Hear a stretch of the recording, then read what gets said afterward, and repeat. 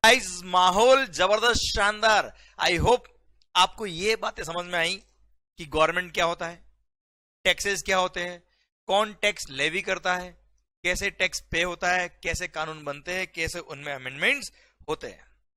Clear. अब जो बातें अपने को करनी है वो ये करनी माहौल कि सरकार जीएसटी अगर आया तो क्यों आया, ये हमने बात कर ली कि सर किस तरह से मैन्युफैक्चरर्स पुराने लॉज में टैक्स पे करते थे, service suppliers how they used to pay the tax, and कैसे उनको सैंडविच क्रेडिट और क्रेडिट वगैरह पास ऑन होता था, वेट जो स्टेट टैक्स था किस तरह से वो ऑपरेट होता था, और सैंडविच और वेट हमने साथ में देखा, हमने सीखा आखिर कि ये 10 का क्रेडिट क्यों मिला, प्लस हमने ये भी देखा कि सैंडविच और वेट साथ में ऑपरेट कैसे होते थे, एंड सैंडविच का क्रेडिट वेट के लिए नहीं मिलता, वेट का क्रेडिट सैंडविच में नहीं मिलता, एंड सर्विस सप्लायर्स पे ओनली लगता था क्या, सर्विस टैक्स, उनको वेट का कोई क्रेडिट नहीं मिलता था। मैन्युफैक्चरर पे वेट और एक्साइज दोनों था तो उनको सर्विस टैक्स, एक्साइज, वेट सबका क्रेडिट मिलता था।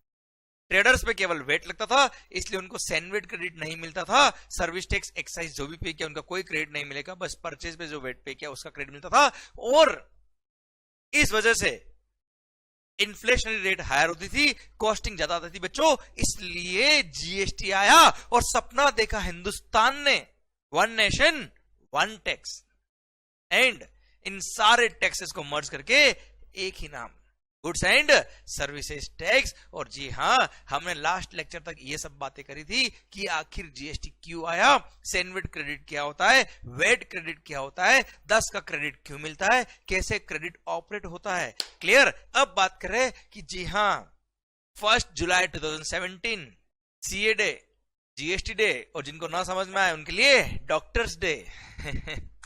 सर जीएसटी आ गया एग्जिस्टेंस में 1 जुलाई 2017 को। अब जीएसटी आया, क्यों आया समझ में आया, अब जीएसटी कैसे आया वो बात कर रहे हैं, हाउ इट गॉट इंप्लीमेंटेड, क्या क्या तकलीफें थी जिनको गवर्नमेंट ने सोल्व किया, डिस्कस करके। जी हां, सपना देखा, सपना को नहीं देखा, ओए सपना देखो, dream, I am talking about dream. बहुत सारे लोग तो सपना कौन है, अरे भाई पॉइंट ये है मेरा आपसे कि इन केस अगर VAT, service tax, excise, entertainment tax, luxury tax, sir बहुत सारे अदर सेंट्रल गवर्नमेंट के टैक्सेस एंड स्टेट गवर्नमेंट के टैक्सेस को अगर मर्ज करके सिंगल टैक्स बनाना है तो बात आएगी क्या, आखिर ये जीएसटी रेवेन्यू मिलेगा किसको, whose revenue will be GST.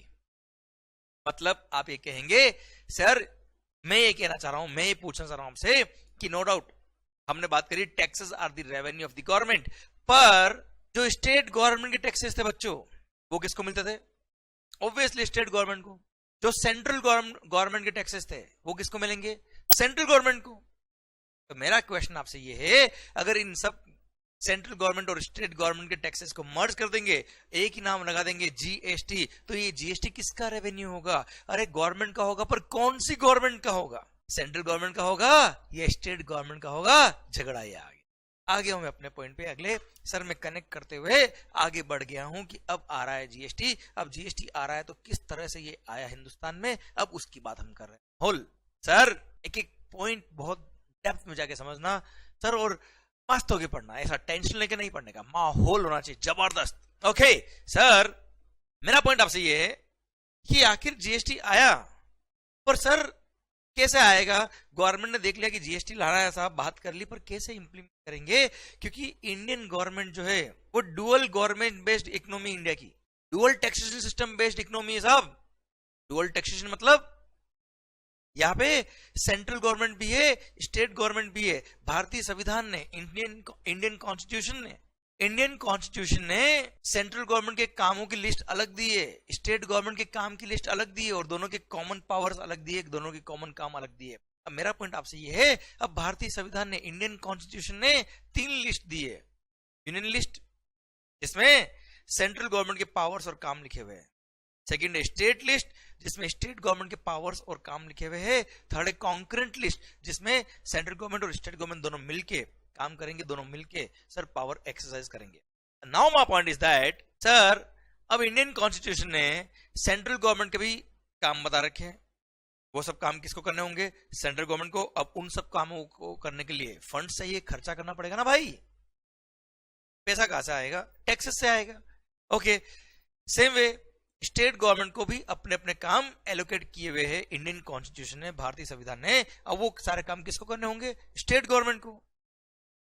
अब स्टेट गवर्नमेंट को वो काम अगर करने हैं तो पैसा चाहिए ना भाई। From where they will get the funds?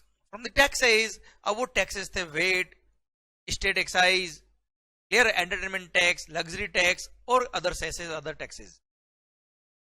Sir, अब ये सब टैक्स अगर जीएसटी में मर्ज हो जाएंगे तो भैया अब वो जीएसटी रेवेन्यू किसका होगा? If that revenue has been given to central government तो स्टेट गवर्नमेंट क्या करेगा? क्लियर। और अगर जीएसटी का सारा कलेक्शन दे दे किसको? स्टेट गवर्नमेंट्स को, तो सेंट्रल गवर्नमेंट क्या करेगा? अगरबत्ती करेंगे क्या? सर, अब मेरा पॉइंट आपसे ये है, सिंस सेंट्रल गवर्नमेंट के टैक्सेस प्लस स्टेट गवर्नमेंट के टैक्सेस दोनों मर्ज हो रहे थे किसमें? जीएसटी में। अब रेवेन्यू आएगा अगर जीएसटी का, वन नेशन वन टैक्स तो हो जाएगा, पर रेवेन्यू किसको देंगे? How the state governments and central government will perform their own task and whose revenue will be sir the GST amount. इसलिए डिसाइड किया मिल बांट के खाएंगे। मतलब सर, आधा तेरा आधा मेरा। मीन्स जब जीएसटी आया तो ये डिसाइड हुआ between all the state governments and central government that 50% revenue of the GST will be taken away by central government and 50% will be of the state government। मतलब फॉर एग्जाम्पल आपने कोई 1 करोड़ का transaction किया, 1 करोड़ की goods या services बेची, उसमें मान लो 18% वॉज दी जीएसटी। अब 18% जीएसटी अगर हो गया तो हो गया कितना? 18 लाख रुपया। 18 lakh rupees was the GST amount on the transaction of rupees 1 crore if the rate of tax is 18%। अब 18 करोड़ का 9 लाख, सॉरी 18 लाख में से 9 lakh, 9 lakh will be of central government और 9 लाख दे देंगे किसको? उस स्टेट गवर्नमेंट को जहां पे ये ट्रांजेक्शन हुआ। मान लो मैं हूं महाराष्ट्र मुंबई और मैंने मुंबई से मुंबई में माल बेच दिया, 1 करोड़ का गुड्स था साहब, 18 lakh, 18% means 18 lakh was the tax amount. Now उस 18 लाख में से 9 लाख दे देंगे किसको? सेंट्रल गवर्नमेंट को। 9 लाख देंगे महाराष्ट्र स्टेट गवर्नमेंट को, क्योंकि वो ट्रांजेक्शन महाराष्ट्र में हुआ। क्लियर। सेम वे अगर कोई ट्रांजेक्शन मध्य प्रदेश में हो रहा है तो यही ट्रांजेक्शन अगर वहां होता तो 9 लाख रुपए मिलता सेंट्रल गवर्नमेंट को, 9 लाख मिलता किसको? मध्य प्रदेश गवर्नमेंट को। Clear. So this is how इन्होंने डिसाइड किया मिल बांट के खाएंगे। अभी शुरू हुआ है और एक्सप्लेन करूंगा अच्छे से, माहौल बनना चाहिए धीरे धीरे, स्टेप बाय स्टेप, हौले हौले। सर, अब पॉइंट मेरा आपसे ये है कि जीएसटी में इन्होंने डिसाइड कर लिया कि सर 50-50 बांटेंगे, जितना भी जीएसटी आएगा 50% सेंट्रल गवर्नमेंट का, 50% स्टेट गवर्नमेंट का। अरे माहौल क्लियर। ओके, क्योंकि सर पहले भी हर ट्रांजेक्शन अगर कोई आप मैन्युफैक्चर कर रहे हो कोई गुड्स को तो उस पर एक्साइज था, वो था रेवेन्यू किसका? सेंट्रल गवर्नमेंट का। वेट था, वो रेवेन्यू था किसका? स्टेट गवर्नमेंट का। तो इन्होंने क्या किया, जीएसटी अगर आएगा तो 50-50% बांट लेंगे। इसलिए जो भी रेट ऑफ जीएसटी होती है 50% होता है सीजीएसटी, 50% होता है एसजीएसटी। आप देखिएगा किसी भी इनवॉइस पे आप देखिएगा, अगर 18% इज द रेट तो 9% सीजीएसटी होगा, 9% एसजीएसटी होगा। ओके सर, अब समझिएगा आगे बात को। मतलब सारी स्टेट गवर्नमेंट मान गई, ठीक है साहब हमारा रेवेन्यू लॉस नहीं हो रहा है, और सर 50-50% होगा, आधा सेंट्रल गवर्नमेंट का, आधा स्टेट गवर्नमेंट का, and all agreed for this. Okay, अब कहां दिक्कत आती है वो मेरी बात को समझिएगा ध्यान। कहानी बढ़ रही है आगे। देखो, अब हम बात करें जीएसटी कैसे आया। सिंस सेंट्रल गवर्नमेंट और स्टेट गवर्नमेंट के टैक्सेस को मर्ज किया, सिंगल टैक्स बनाया, तो सर दोनों की रेवेन्यू इक्वल होनी चाहिए, इसलिए सीजीएसटी और एसजीएसटी लगा दिया गया। सीजीएसटी मतलब central goods and services tax, SGST मतलब state goods and services tax. Clear. Okay, अब सरकार कैसे मामला चलेगा वो आपको समझना पड़ेगा। सर आप मुझे बताओ, सेंट्रल गवर्नमेंट के टैक्स अगर है तो कौन कलेक्ट करेगा? Central government. तो CGST will be collected and levied by the central government. CGST will be levied and collected by central government. Clear? तो एक्ट भी कौन बनाएगा, इसका कानून भी कौन बनाएगा, सेंट्रल गवर्नमेंट। अब एसजीएसटी, एसजीएसटी किसका रेवेन्यू भैया, स्टेट गवर्नमेंट का। तो रेवेन्यू कलेक्ट भी कौन करेगा, स्टेट गवर्नमेंट। लेवी भी कौन करेगा, स्टेट गवर्नमेंट। तो भैया कानून भी कौन बनाएगा, स्टेट गवर्नमेंट, क्योंकि पावर स्टेट गवर्नमेंट का है। अब यार अगर पावर दे दे स्टेट गवर्नमेंट को टू फ्रेम द लॉ, तो हर स्टेट गवर्नमेंट अपने अपने अकॉर्डिंग अगर अलग अलग एक्ट बना देगा, एसजीएसटी एक्ट, तो कहानी तो वही पे आ जाएगी, लौट के बुद्धू घर को आए। कैसे? पहले सेंट्रल गवर्नमेंट ने एक टैक्स बनाया था जिसका नाम था एक्साइज, और हर स्टेट गवर्नमेंट ने अपने अपने अलग एक्ट बनाए थे, वेट लॉज। हर स्टेट का वेट लॉ अलग था। अब अगर यही सिस्टम जीएसटी में आ गया तो कहां आएगी बात वन नेशन वन टैक्स की। मेरी बात समझ में आ रही है आपको? इसलिए जीएसटी अगर इंप्लीमेंट करना है, वन नेशन वन टैक्स बनाना है, तो सारे एक्ट सेम होने चाहिए। जितने भी कानून बने हैं हर स्टेट गवर्नमेंट का एक्ट सेम एक्ट होना चाहिए, अदरवाइज इंप्लीमेंटेशन ऑफ जीएसटी में बड़ी डिफिकल्टी आती। क्लियर? मतलब ही नहीं रहेगा जीएसटी का अगर सारे कानून एक। इसलिए ये डिसाइड किया गया कि जो सीजीएसटी एक्ट में लिखा है वो ही सारे एसजीएसटी एक्ट में लिखा होगा, या मैं रिवर्स में कह दूं, जो एसजीएसटी एक्ट में लिखा है वो ही सीजीएसटी एक्ट और सारे स्टेट गवर्नमेंट के एसजीएसटी एक्ट में लिखा होगा। सर बात आएगी कि कानून बनाएगा कौन? सर अगर सीजीएसटी एक्ट, बात को समझेगा आराम से मस्त होके, अगर सीजीएसटी एक्ट सेंट्रल गवर्नमेंट अगर बनाएगा और वही सेम कॉपी करके पेस्ट करना होगा कहां पे, हर स्टेट गवर्नमेंट को एसजीएसटी एक्ट के लिए, तो इसका मतलब तो ये हो गया जो मोदी जी बोल देंगे वो फाइनल है। जो मोदी जी ने बोल दिया मतलब जो सेंट्रल गवर्नमेंट बोल दे वो हर स्टेट गवर्नमेंट को फॉलो करना कंपलसरी है, क्योंकि हर स्टेट का एसजीएसटी एक्ट वही होना चाहिए जो सीजीएसटी एक्ट में लिखा है। तो आप मुझे बताओ, अगर जीएसटी नहीं था तो उससे पहले क्या था, वेट लो था हर स्टेट का। हर स्टेट का, जैसे Rajasthan value added tax act, sir जैसे Gujarat VAT act, Maharashtra VAT act, Madhya Pradesh VAT act, हर स्टेट का अलग अलग एक्ट था, और हर स्टेट के पास पावर था कि वो अपने अपने हिसाब से वेट लॉ को डिजाइन करे। आप देखिएगा हर स्टेट गवर्नमेंट अपने अपने हिसाब से वेट एक्ट को डिफाइन करती थी, अपने हिसाब से रेट ऑफ टैक्स फाइनल करती थी। क्लियर? सर आप देखिएगा क्यों हर स्टेट गवर्नमेंट में सर फाइनेंस मिनिस्टर होता था, हर मतलब स्टेट का बेटा। क्लियर? और वो अपने स्टेट के अकॉर्डिंग रेट ऑफ टैक्स जब डिसाइड करते थे तो उनके पास पावर होता था। देखना कभी भी नेता लोग, जैसे महाराष्ट्र की बात करूं, मुंबई में आएंगे तो वहां पे इंडस्ट्रियलिस्ट हमेशा उनसे मिलने के लिए सर रेडी रहते थे। क्यों? क्या पता उनकी इंडस्ट्री को वेट में कुछ फायदा दे दे, तो मजा आ गया भाई।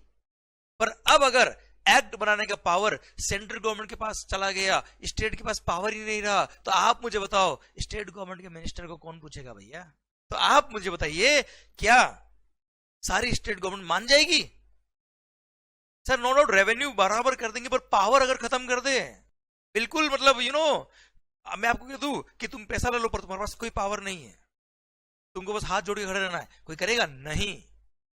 तो सर आप मुझे बताओ अगर सारा पावर सेंट्रल गवर्नमेंट को दे दे टू फ्रेम द एक्ट, तो कोई स्टेट गवर्नमेंट मानेगा? अपना पावर लूज करने के लिए कोई एक्सेप्ट करेगा बात को? नहीं।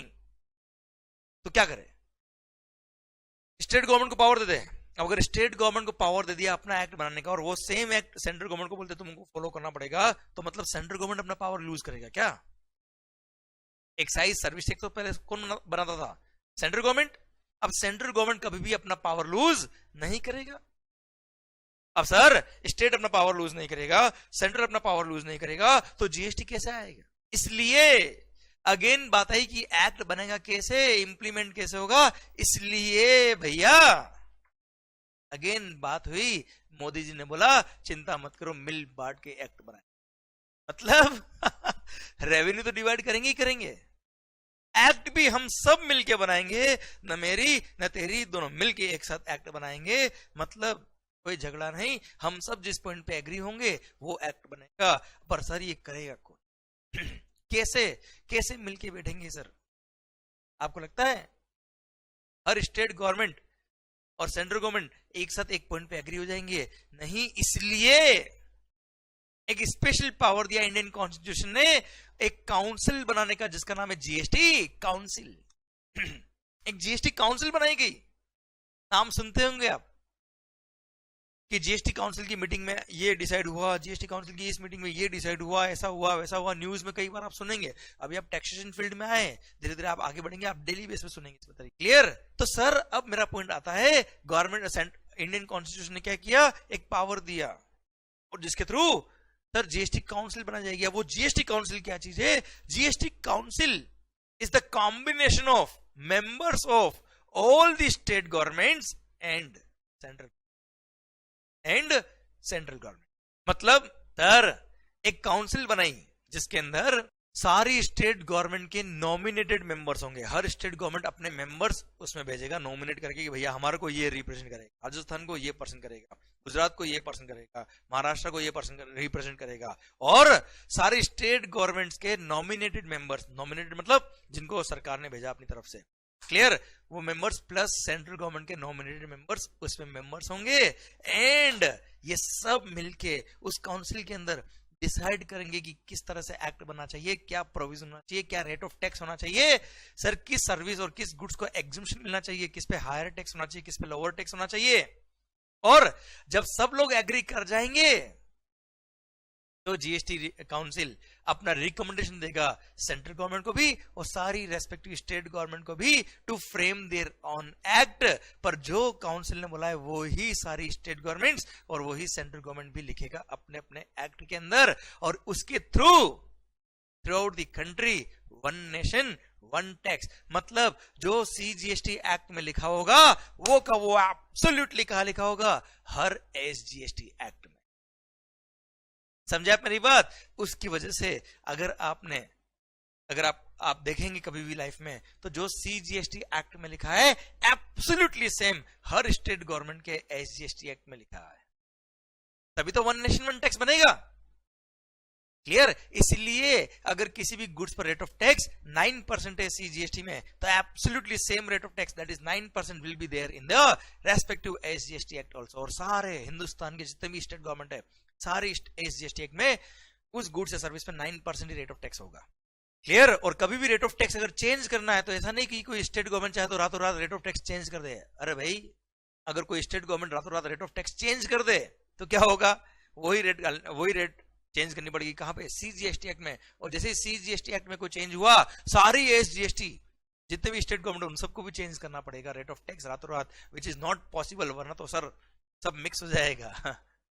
क्लियर? समझे? क्योंकि पूरे देश में एक ही रेट ऑफ टैक्स होना चाहिए, एक ही कानून होना चाहिए। इसलिए स्टेट गवर्नमेंट को डायरेक्ट पावर नहीं दिया टू चेंज द लॉ, न ही सेंट्रल गवर्नमेंट को पावर दिया टू चेंज द लॉ। हमेशा जो भी पावर दिया है जीएसटी में सेंट्रल गवर्नमेंट या स्टेट गवर्नमेंट को, वो पावर है subject to recommendation of the GST council. मतलब जीएसटी काउंसिल आपको रिकमेंडेशन देगा तो ही आप रेट ऑफ टैक्स चेंज कर पाएंगे, तो ही आप किसी गुड्स या सर्विस को एग्जेम्प्टेड टैक्सेबल कर पाएंगे। क्लियर? तो वो जीएसटी काउंसिल कौन है? सारे स्टेट गवर्नमेंट के मेंबर्स का रिप्रेजेंटेशन प्लस सेंट्रल गवर्नमेंट के मेंबर। इनफैक्ट सर जो यूनियन फाइनेंस मिनिस्टर होगा, मतलब सेंट्रल गवर्नमेंट जो फाइनेंस मिनिस्टर होते हैं, जैसे अभी है निर्मला सीतारमण जी, तो जो भी यूनियन फाइनेंस मिनिस्टर होगा वो जीएसटी काउंसिल का चेयरमैन होगा। क्लियर? बाकी सारे मेंबर्स होंगे, वो सब आपस में डिसाइड करेंगे। उसके बाद जीएसटी लॉ में कोई चेंज हो पाएगा या जीएसटी एक्ट बन पाएगा। एंड वो जीएसटी काउंसिल ने ही वो काम कर दिखाया है जो जीएसटी इंप्लीमेंट हो पाया है हिंदुस्तान में। क्लियर? क्योंकि जीएसटी काउंसिल क्या है बेटा? It is the combination of all the state governments and central government. और वो जो बोलेंगे उन्होंने अगर एक्सेप्ट किया है, मतलब पूरे हिंदुस्तान के सारे स्टेट गवर्नमेंट ने एक्सेप्ट किया प्लस सेंट्रल गवर्नमेंट ने एक्सेप्ट किया, एंड उन सब ने एक्सेप्ट करके कानून कॉमन बनाया है साहब। इसलिए आप देखेंगे पूरा एक्ट जो राजस्थान एसजीएसटी एक्ट में लिखा हुआ है वो का वो मध्य प्रदेश एसजीएसटी एक्ट में लिखा होगा, वो का वो महाराष्ट्र एसजीएसटी एक्ट में लिखा होगा, इनफैक्ट वो का वो सीजीएसटी एक्ट में भी लिखा होगा। In fact section number, sub section number, proviso, close, सब कुछ सेम, एब्सोल्युटली सेम।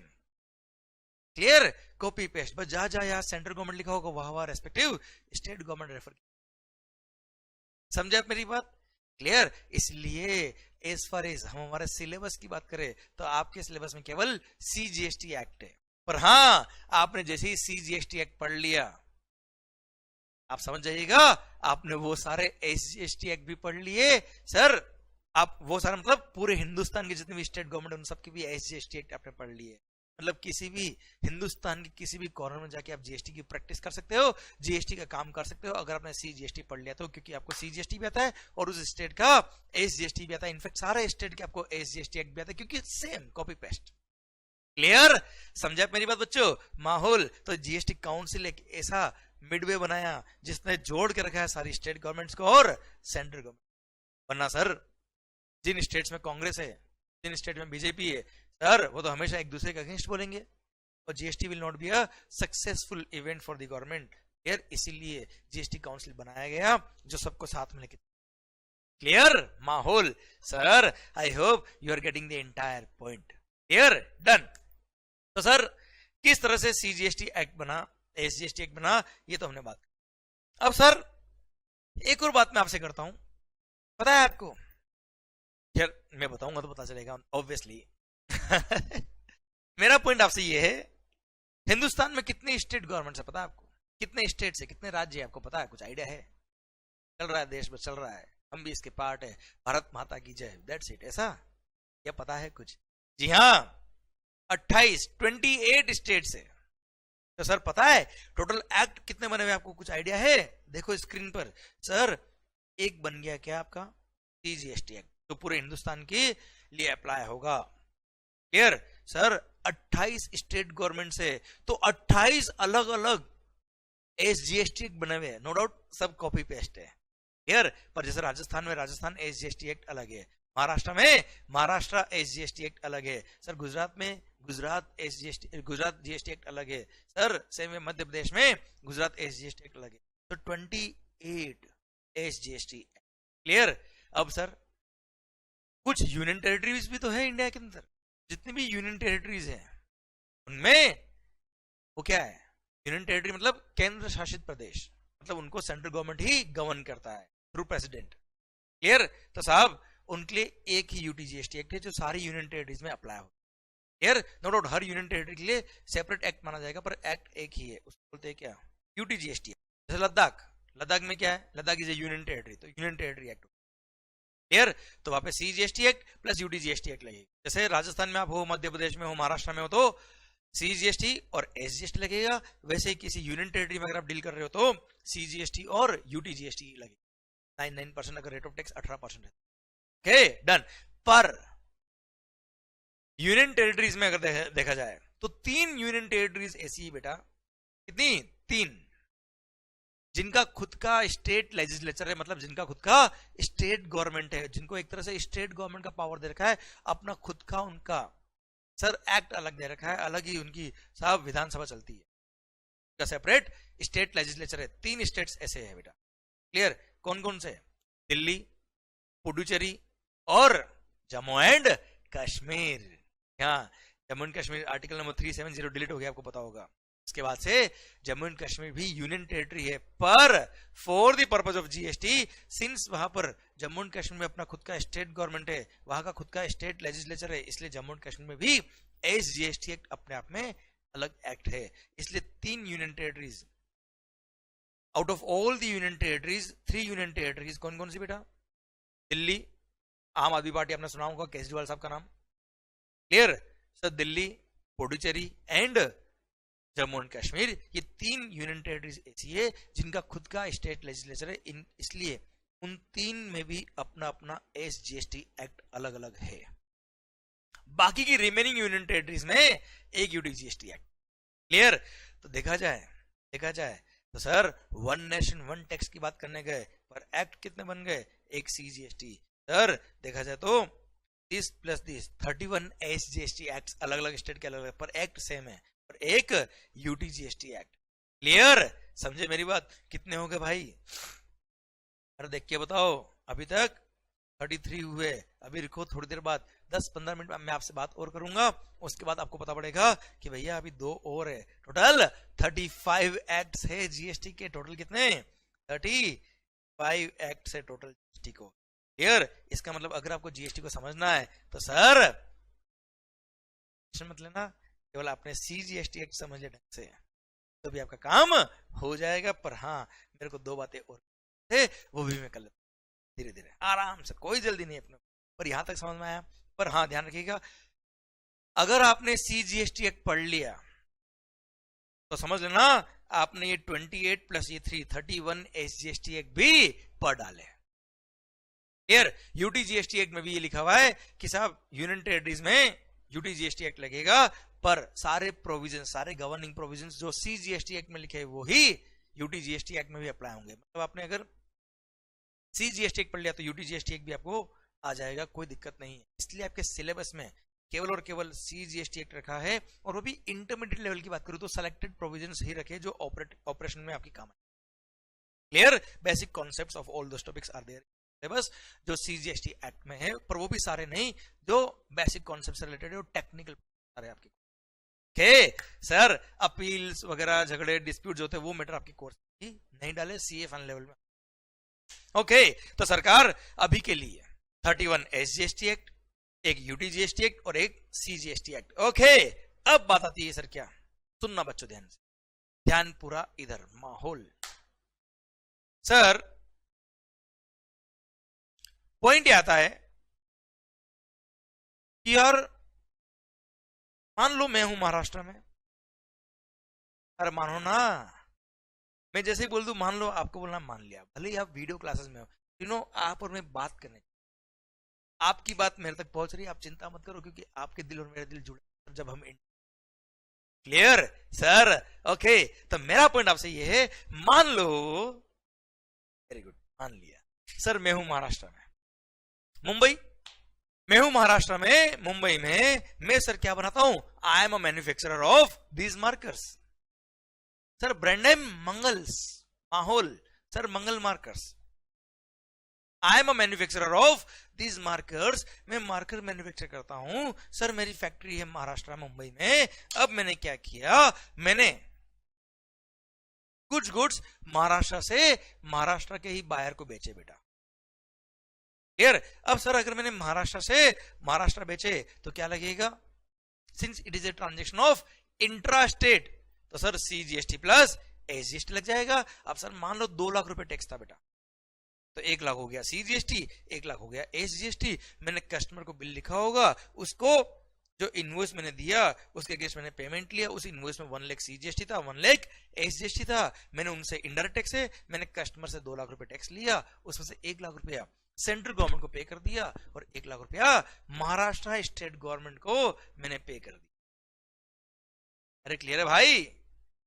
सर अब आप मुझे बताओ गुड्स क्या है बेटा, मैंने एग्जाम्पल भले गुड्स का दिया है, सेम एग्जाम्पल में भी ऑफ सर्विसेज ऑल्सो, पर अभी गुड्स की बात करते हैं। मैंने गुड्स भेज दिया महाराष्ट्र से महाराष्ट्र में, sir 1 lakh CGST, 1 lakh SGST मैंने कस्टमर से लिया, और मैंने महाराष्ट्र वाले को सॉरी सेंट्रल गवर्नमेंट को 1 लाख रुपए सीजीएसटी पे कर दिया, और 1 लाख रुपए सर मैंने महाराष्ट्र स्टेट गवर्नमेंट को पे कर दिया। अब मेरा क्वेश्चन आपसे, अगला स्टेप ये है कि जिस पर्सन को मैंने गुड्स बेचे थे उसने उन गुड्स को सर मुंबई से पुणे बेच दिया। मैंने मुंबई से मुंबई बेचा था, उसने मुंबई से पुणे, पुणे भी कहाँ आता है बेटा, महाराष्ट्र में आता है। क्लियर? अब सर मुंबई से पुणे अगर बेचा, मतलब महाराष्ट्र से महाराष्ट्र बेचा है, अगेन क्या लगेगा, since again it is a transaction of intra state, मतलब within the state sale हुआ है, तो अगेन सीजीएसटी और एसजीएसटी लगेगा। अब सर महाराष्ट्र से महाराष्ट्र में सेल हुआ है, सपोज 3 लाख टैक्स था बेटा, 3 लाख रुपए was the tax on his sales, sir तो 1.5 लाख क्या होगा बेटा, सीजीएसटी, एंड 1.5 लाख एसजीएसटी, मतलब महाराष्ट्र एसजीएसटी। तो क्या करेगा वो सप्लायर ने उसके कस्टमर से 3 लाख रुपए टैक्स लिया होगा, बिल पे लिखा होगा 1.5 लाख सीजीएसटी, 1.5 लाख एसजीएसटी। अब कलेक्ट तो कर लिया उसने 1.5 लाख सीजीएसटी, 1.5 लाख एसजीएसटी। अब भाई उसने परचेज पर 1 लाख रुपए मुझे जीएसटी पे किया था ना, 1 लाख सीजीएसटी और 1 लाख एसजीएसटी।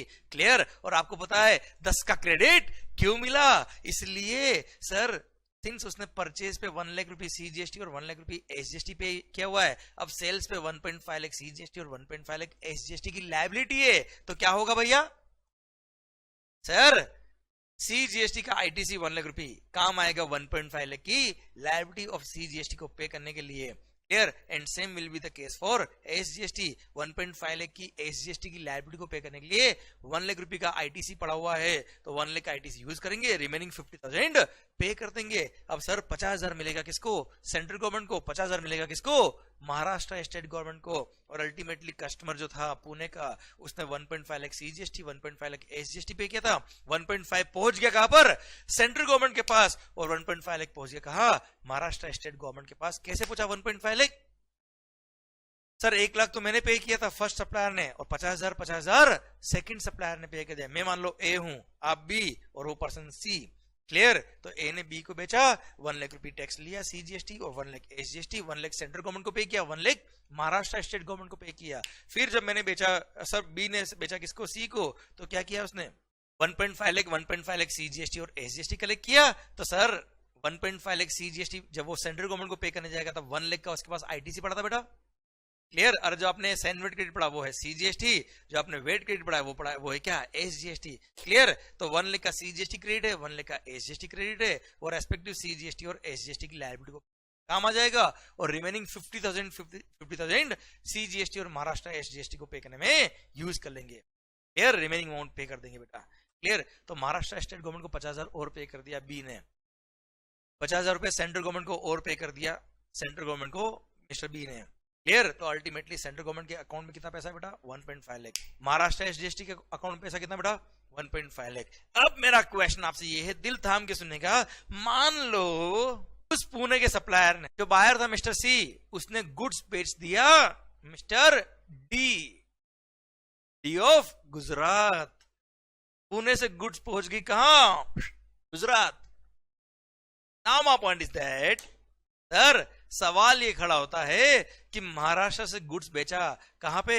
गुजरात को। तो माय क्वेश्चन इज दैट अब ये रेवेन्यू किसको मिले? सर क्वेश्चन ये आता है, और ये इसलिए आता है क्योंकि आपको पता है CGST is the revenue of central government, but SGST is the revenue of state government. पर अब यहाँ पे गुड्स महाराष्ट्र से गुजरात जा रही है, तो झगड़ा होगा कि नहीं होगा कि साहब वो 50% रेवेन्यू किसको देंगे? महाराष्ट्र गवर्नमेंट को देंगे या गुजरात गवर्नमेंट को देंगे? अरे झगड़ा हो जाएगा ना बच्चों। इसलिए झगड़े को खत्म करने के लिए गवर्नमेंट ने बोला कि भैया यहाँ ना तो सीजीएसटी लगाया जाएगा, ना महाराष्ट्र एसजीएसटी, ना गुजरात एसजीएसटी। यहाँ पे एक टैक्स लगाएंगे इंटर स्टेट सप्लाई पर, मतलब बिटवीन टू स्टेट अगर कोई गुड सेल हो रहा है या कोई सर्विस सेल हो रही है महाराष्ट्र से गुजरात या गुजरात से राजस्थान या XYZ स्टेट, तो सर ऐसे केस में आईजीएसटी लगाया जाए, integrated goods and services tax. Sir it is the integration of CGST and SGST. Sum total of CGST and SGST will be IGST. जैसे 9% सीजीएसटी है तो 9% एसजीएसटी होगा, तो 18%। 9 + 9 कितना होता है बच्चों? ऑब्वियसली 18। तो 18% will be the rate of IGST. और सर जो आप गुड्स या सर्विसेज सप्लाई कर रहे हो इंटर स्टेट, उस पर क्या लग जाएगा मालिक? आईजीएसटी। क्लियर? अब वो रेवेन्यू ना तो होगा सेंट्रल गवर्नमेंट का, ना होगा स्टेट गवर्नमेंट का। अब सिस्टम कैसे चलेगा आप समझिएगा मेरी बात को। सर इंटर स्टेट सेल पे लगा दिया आईजीएसटी। अब मेरी स्टोरी को मैं कंटिन्यू करता हूं। उस गुजरात के मिस्टर सी ने, आप आराम से सुनिएगा मस्त होके। देखो आप और मैं बात कर रहे हैं, बस पंचायती कर रहे हैं, समझ लो।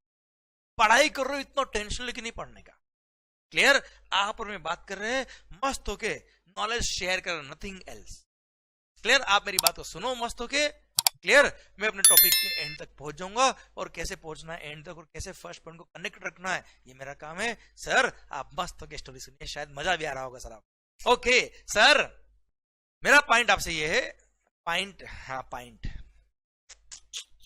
एल्कोहल फॉर ह्यूमन दारू। अबे वो पॉइंट नहीं, पॉइंट। मेरा पॉइंट आपसे ये है कि सर गुजरात के मिस्टर सी ने, सॉरी महाराष्ट्र के पुणे के मिस्टर सी ने गुड्स बेच दिया किसको? गुजरात के मिस्टर डी को। This is inter state supply, and once it is inter state supply IGST लगेगा। Now say suppose 4 lakh was the liability of IGST. अब सर अगर 4 लाख आईजीएसटी था, कितना था बच्चों? 4 लाख रुपया। If 4 lakh is the IGST liability on he sales. अब purchase पे मिस्टर सी ने 1.5 लाख सीजीएसटी पे किया हुआ है, 1.5 लाख एसजीएसटी पे किया हुआ है। अच्छा, पहला पॉइंट तो आपको मुझे बताने की जरूरत नहीं है कि सीजीएसटी और एसजीएसटी क्या इसका क्रेडिट आपस में काम आ सकता है क्या? कभी नहीं। क्यों? सीजीएसटी आपने पे किया है सेंट्रल गवर्नमेंट को, तो सेंट्रल गवर्नमेंट का टैक्स का क्रेडिट सेंट्रल गवर्नमेंट ही देगा, और एसजीएसटी पे किया आपने स्टेट गवर्नमेंट को, तो स्टेट गवर्नमेंट के टैक्स का क्रेडिट स्टेट गवर्नमेंट ही देगा। मतलब सीजीएसटी का आईटीसी कभी भी एसजीएसटी की लायबिलिटी को पे करने में काम नहीं आएगा। सेम वे एसजीएसटी का आईटीसी कभी भी सीजीएसटी की लायबिलिटी को पे करने में काम नहीं आएगा।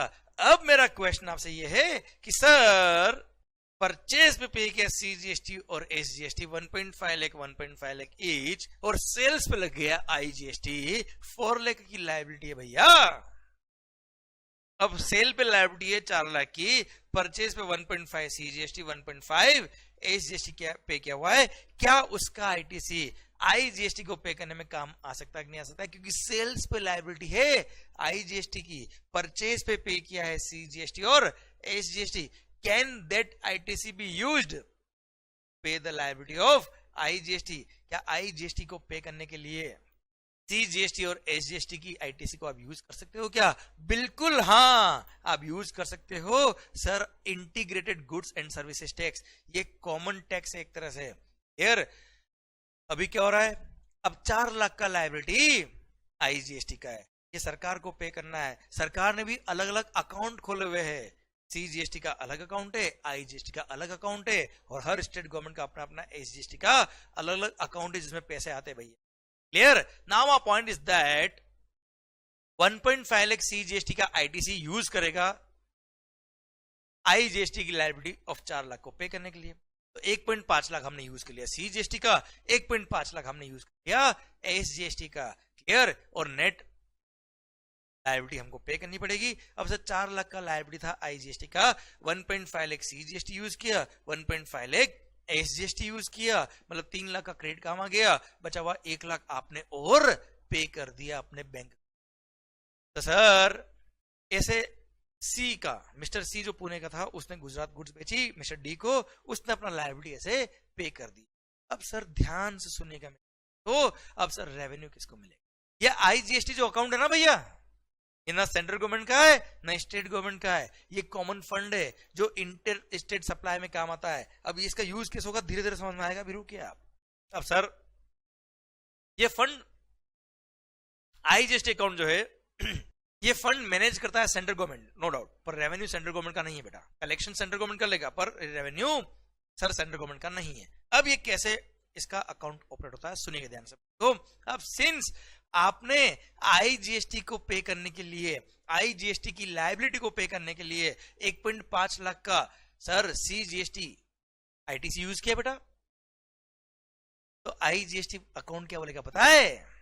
तो भैया सीजीएसटी 1.5 लाख आपका आईटीसी यूज आया हमारे आईजीएसटी की लायबिलिटी को पे करने के लिए, और वो आईटीसी आपके फंड से ट्रांसफर होके हमारे फंड में डाली, क्योंकि लायबिलिटी आईजीएसटी की थी, आईजीएसटी पैसा आना था, और एसएससी ने बोला मैंने ऑलरेडी सीजीएसटी को 1.5 पे किया है, तो हमने वहां से एडजस्ट किया ना। अब 1.5 लाख जल्दी से सेंट्रल गवर्नमेंट के सीजीएसटी अकाउंट से निकाल के कहां ट्रांसफर कर देंगे?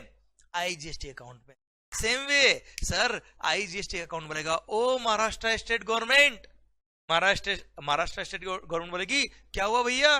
सर आईजीएसटी अकाउंट बोलेगा कि सर आईजीएसटी की लायबिलिटी को पे करने के लिए 1.5 लाख एसजीएसटी, महाराष्ट्र एसजीएसटी का आईटीसी काम आया है। Sir SSC was supposed to pay IGST to us of ₹4 lakh, उसमें से उसने 1.5 लाख कम पे किया, और उसने बोला कि मैं 1.5 lakh state government, Maharashtra state government को पे कर चुका हूं और उसका आईटीसी में यूज कर रहा हूं। साहब रिमेनिंग मैं आपको दे रहा हूं, ये 1.5 लाख आप महाराष्ट्र स्टेट गवर्नमेंट से ले लेना। और सर महाराष्ट्र स्टेट गवर्नमेंट को आईजीएसटी बोलेगा आने दे, एंड सर वो फंड्स महाराष्ट्र स्टेट गवर्नमेंट से निकल के कहां जाएंगे? आईजीएसटी अकाउंट में आ जाएंगे।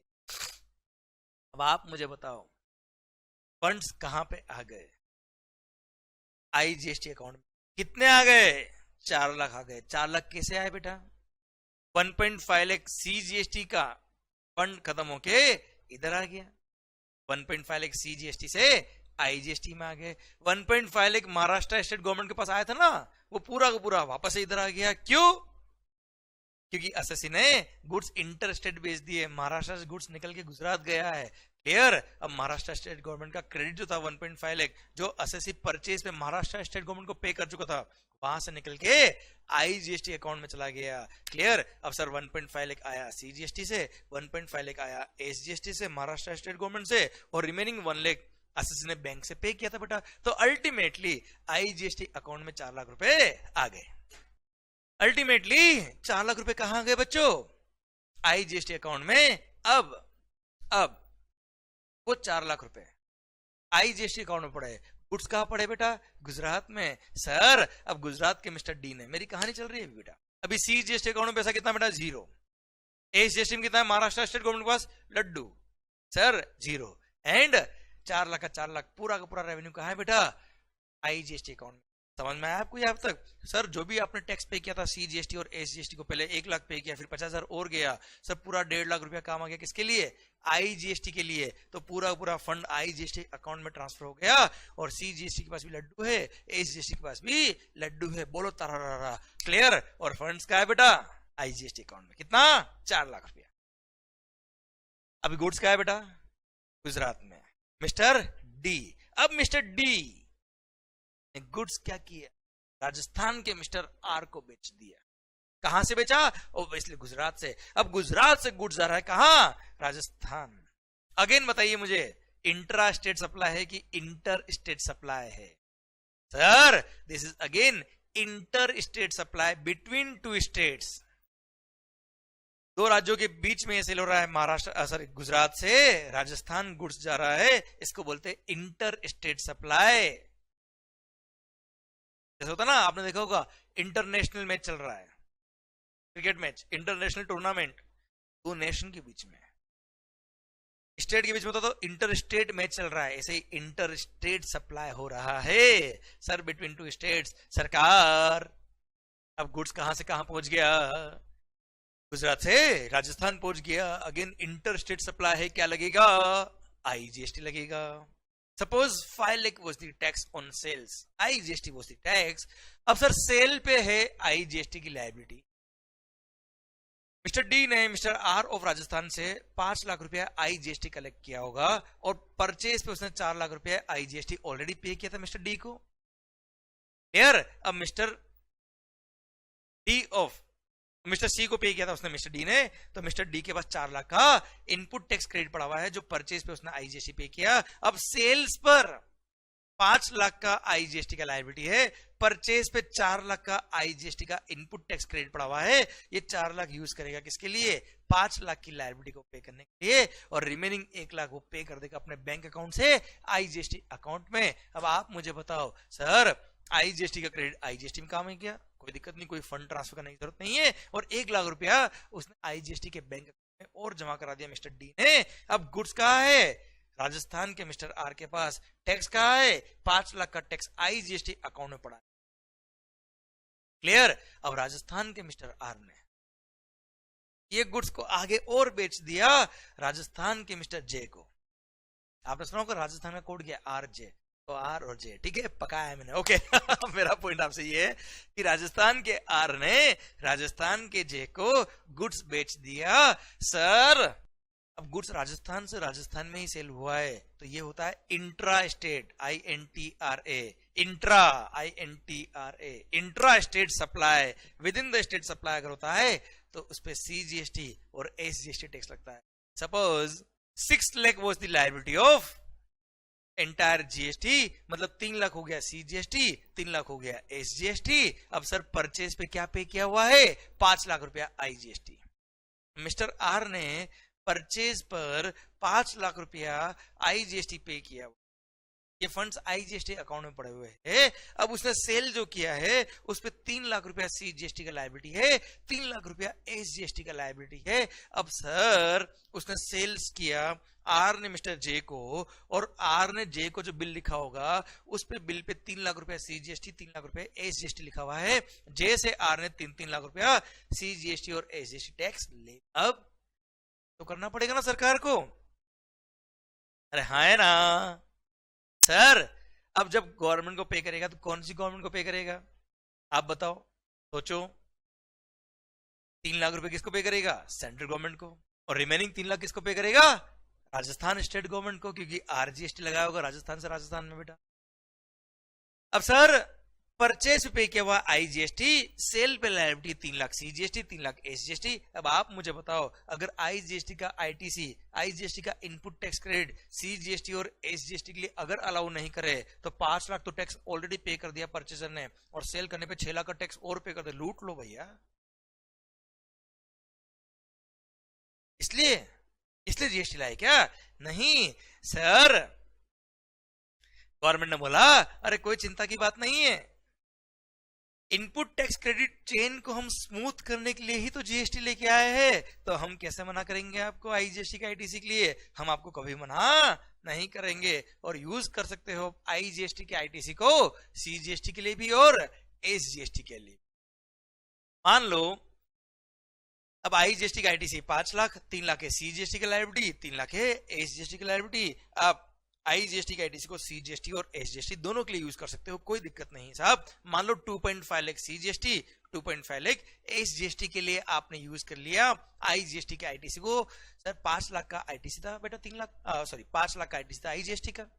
सेल पे लायबिलिटी है 3 लाख सीजीएसटी, 3 लाख एसजीएसटी। क्या करेंगे आप? जो आपके पास 5 लाख का क्रेडिट पड़ा है आईजीएसटी का, 2.5 लाख रुपए यूज कर लिया किसके लिए? सीजीएसटी के लिए। 2.5 लाख यूज कर लिया किसके लिए? एसजीएसटी के लिए। अब सर आईजीएसटी आईटीसी हो गया 0। अब सर नेट लायबिलिटी कितनी बची? 3 लाख की सीजीएसटी के लिए, 2.5 लाख आपने सीजीएसटी आईजीएसटी का आईटीसी यूज किया है, तो रिमेनिंग 50,000 आप और पे कर देंगे सर टैक्स सीजीएसटी का। Same is the case with the SGST.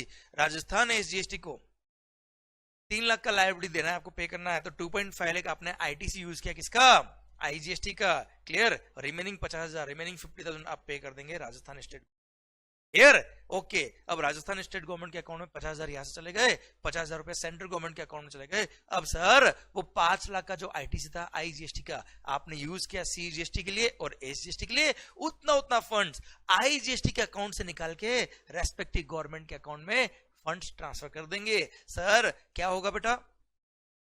IGST का आईटीसी 5 लाख था, उसमें से 2.5 लाख आईटीसी किस में काम आया बेटा? सीजीएसटी की लायबिलिटी को पे करने के लिए। तो सर सिंस सीजीएसटी आपको पे करना था और आपने 2.5 लाख रुपया आईजीएसटी की आईटीसी को यूज किया, तो सर एसएससी क्या बोलता है? 3 लाख रुपया सेंट्रल गवर्नमेंट को पे करना था, उसमें से 2.5 लाख में आईजीएसटी में ऑलरेडी पे कर चुका था, रिमेनिंग 50 और पे कर दिया, तो 2.5 लाख रुपए इस अकाउंट से, कौन सा अकाउंट से? आईजीएसटी अकाउंट से ट्रांसफर कर देंगे। कहां? CGST account. Same way sir SSC को राजस्थान स्टेट गवर्नमेंट को पे करना था कितना? 3 लाख रुपए, उसमें उसने क्या बोला? 2.5 लाख रुपए में ऑलरेडी आईजीएसटी वालों को पे कर चुका हूं, 2.5 लाख उनसे ले लेना, रिमेनिंग 50,000 और ले लो। क्यों? आपने 2.5 लाख का आईजीएसटी का आईटीसी यूज किया ना बेटा, तो 2.5 लाख रुपए 2.5 लाख आप आईजीएसटी अकाउंट से निकाल के कहां डाल देंगे?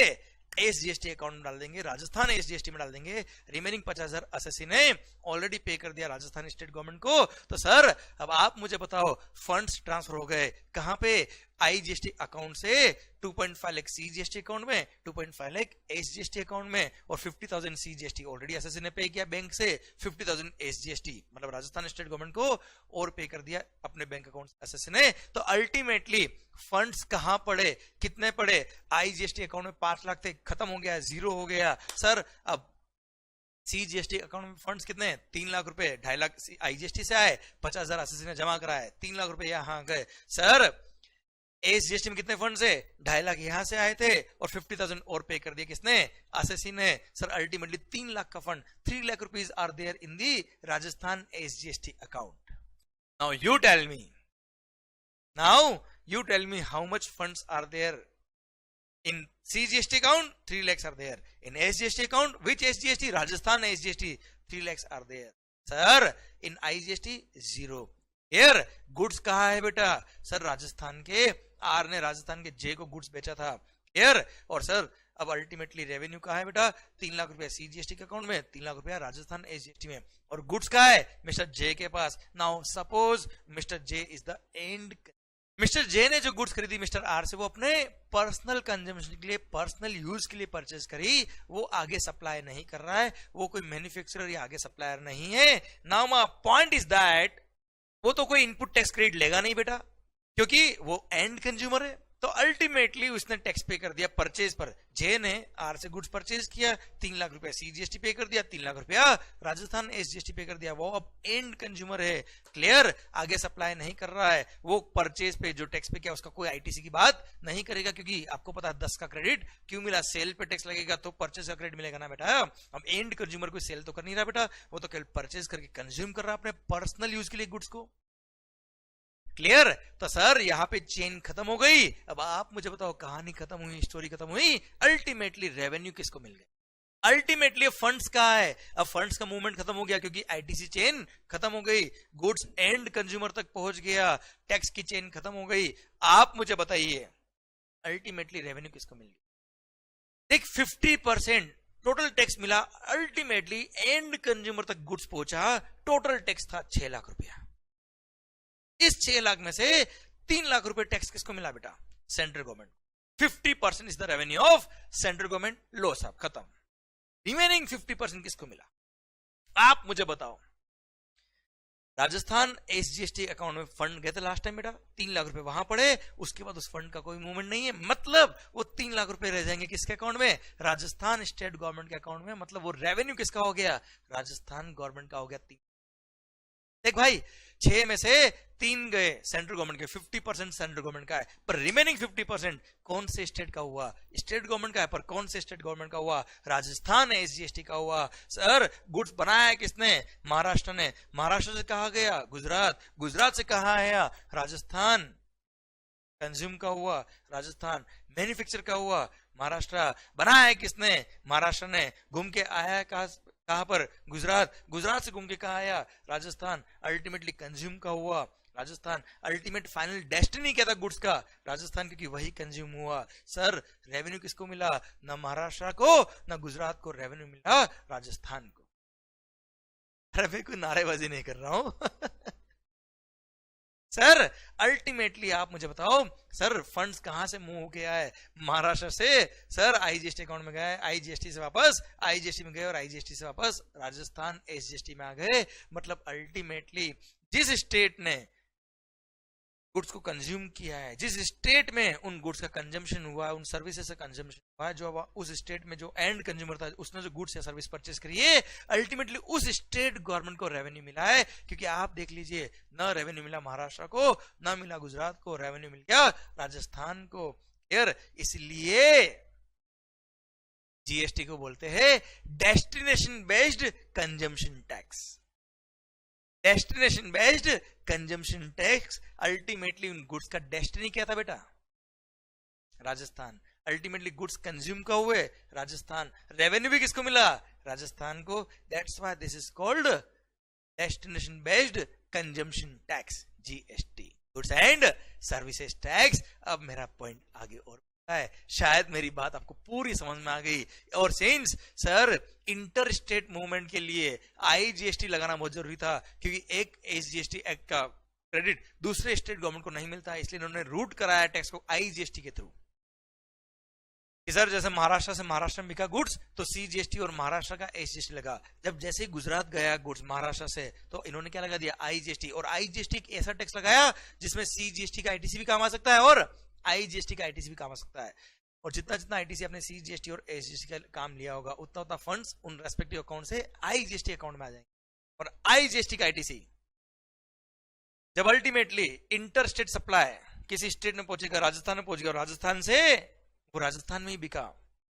यार जैसे ही वो राजस्थान से राजस्थान में बिकेगा गुड्स, सर सीजीएसटी और एसजीएसटी लगेगा। अब जैसे ही सीजीएसटी और एसजीएसटी सेल्स पे लगाए, परचेज पे आईजीएसटी पे किया, तो वो आईटीसी परचेज पे जो आपने आईजीएसटी पे किया, तो आईजीएसटी का आईटीसी सीजीएसटी की लायबिलिटी के लिए भी काम आएगा और आईजीएसटी का आईटीसी एसजीएसटी की आईटीसी लायबिलिटी के लिए भी काम आएगा। इसलिए सर अगेन उस आईजीएसटी के फंड से पैसा निकाल के सीजीएसटी में भी डाल देंगे और एसजीएसटी में भी डाल देंगे, और अल्टीमेटली जहां पे गुड्स कंज्यूम हुआ है उस स्टेट गवर्नमेंट तक फंड्स मूवमेंट होके पहुंच जाएगा और अल्टीमेटली रेवेन्यू मिल जाएगा इसको, जो स्टेट उन गुड्स को कंज्यूम कर रहा है। क्लियर? सो अल्टीमेटली डेस्टिनी क्या था गुड्स का? कंज्यूम का हुआ गुड्स राजस्थान को, राजस्थान में, इसलिए इसको बोलते हैं, और रेवेन्यू किसको मिल गया? राजस्थान को, इसलिए इस टैक्स को बोलते हैं destination based consumption tax. I hope माहौल समझ में आया। जबरदस्त, शानदार, क्लियर। इसलिए एक और एक्ट बनाना पड़ा, integrated goods and services tax, क्योंकि आईजीएसटी टैक्स अगर चार्ज करना है तो उसको चार्ज करने का पावर होना चाहिए गवर्नमेंट के पास। इसलिए एक और एक्ट बनाया, IGST act to govern the inter state transactions. देखिएगा आपकी स्क्रीन पर आपको मिले, मैं बोला ना 2 एक्ट और बनाया, उसमें से एक एक्ट की तरफ आ गया हूं। क्लियर? देखिएगा बच्चों ध्यान से, 34 एक्ट हो गए। क्लियर? अभी एक और आएगा, सस्पेंस अभी बरकरार है मेरे भाइयों। क्लियर? आगे कहानी continue. Sir now my point is that IGST act बन गया। क्या बन गया बेटा? IGST act to govern the integrated goods and service tax which is charged on inter state supply of goods और सर्विसेज और बोल। ओके, अब क्वेश्चन ये आता है बेटा, समझने की कोशिश करना, अल्टीमेटली रेवेन्यू कौन से स्टेट गवर्नमेंट को मिला बेटा? एक 50% सेंटर को मिला, उसकी बात ही मत कर। रिमेनिंग 50 कौन सी स्टेट गवर्नमेंट को मिला है? महाराष्ट्र को, गुजरात को या राजस्थान को? राजस्थान को। मतलब जीएसटी आने के बाद जो कंज्यूमर बेस वाले स्टेट होंगे, जहां पे कंज्यूमर्स बहुत ज्यादा है, एंड कंज्यूमर ज्यादा है, जिस स्टेट गवर्नमेंट में एयर जहां पे गुड्स या सर्विसेज का कंजम्पशन ज्यादा होता है, उन स्टेट्स को बहुत ज्यादा रेवेन्यू मिलेगा बेटा।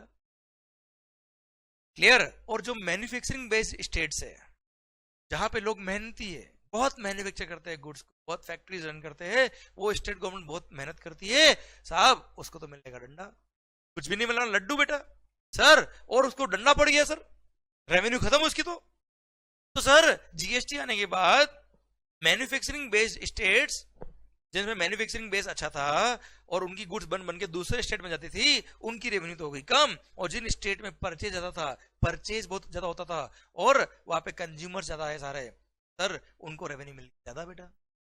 पर जीएसटी आने से पहले जब वेट लो हुआ करते थे, तो वेट जब लगता था तो विद इन द स्टेट, मतलब इंट्रा स्टेट सेल अगर आपने किया तो वेट चार्ज होता था, और अगर इंटर स्टेट सेल किया तो सीएसटी, सेंट्रल सेल्स टैक्स नाम का टैक्स चार्ज होता था ऑन इंटर स्टेट सेल। ये जीएसटी आने से पहले की बात कर रहा हूं मैं। और जैसे महाराष्ट्र से गुड्स गया गुजरात तो लगेगा सीएसटी, गुजरात से गुड्स गया कहां? राजस्थान, तो लगेगा सीएसटी, और सीएसटी का क्रेडिट बायर को नहीं मिलता। जैसा अभी क्या हो रहा है, परचेज पे आपने अगर आईजीएसटी पे किया, इंटर स्टेट परचेज पे अगर आपने आईजीएसटी पे किया तो आईजीएसटी का आईटीसी पूरा मिलता है, भले सीजीएसटी को पे करना हो या एसजीएसटी को पे करना हो या आईजीएसटी को पे करना हो, परचेज पे जो आपने आईजीएसटी पे किया उसका आईटीसी मिलता है। पर in the pre GST regime, GST regime आने से पहले, बिफोर जीएसटी, जब वेट और सीएसटी हुआ करते थे, तो अगर आपने परचेज किया है इंटर स्टेट, दूसरे स्टेट से परचेज करके अपने स्टेट में लेके आए, तो परचेज पे आपने पे किया होगा सीएसटी, सेंट्रल सेल्स टैक्स, और उसका कोई क्रेडिट बायर को, परचेजर को नहीं मिलता था। मतलब गुड्स अगर बनी है महाराष्ट्र में, महाराष्ट्र से बनके कहां पहुंची है? गुजरात, तो परचेज पे किया होगा सीएसटी, और सिंस बायर को सीएसटी का कोई क्रेडिट नहीं मिलेगा, मतलब रेवेन्यू महाराष्ट्र गवर्नमेंट को पहले मिली होगी वेट की बेटा, और फिर सीएसटी की, पर उसका क्रेडिट सिंस बायर को गुजरात में नहीं मिल रहा है, इसका मतलब रेवेन्यू पूरा पूरा रह गया कहां पर? महाराष्ट्र में ही। सर इंटर स्टेट परचेज पर जो सीएसटी लगता था उसका क्रेडिट बायर को नहीं मिलता था, इसलिए रेवेन्यू, जो टैक्स की रेवेन्यू थी, वो उसी स्टेट गवर्नमेंट में रह जाती थी जिस स्टेट में वो गुड्स मैन्युफैक्चर हुआ है। इसलिए जब जीएसटी नहीं था तब मैन्युफैक्चरिंग बेस्ड स्टेट्स जो थे, जिन राज्यों में बहुत ज्यादा मैन्युफैक्चरिंग था, उनको वेट की रेवेन्यूज बहुत ज्यादा थी, और जिन राज्यों में कंज्यूमर बेस्ड स्टेट थे, जहां पे कंज्यूमर ज्यादा थे, मैन्युफैक्चरिंग कम थी, उनको वेट की रेवेन्यू कम आती थी, क्योंकि दूसरे स्टेट की कोई भी रेवेन्यू इनके स्टेट में ट्रांसफर नहीं होगी, क्योंकि बीच में सीएसटी लगता था, उसका क्रेडिट बायर को नहीं मिलेगा।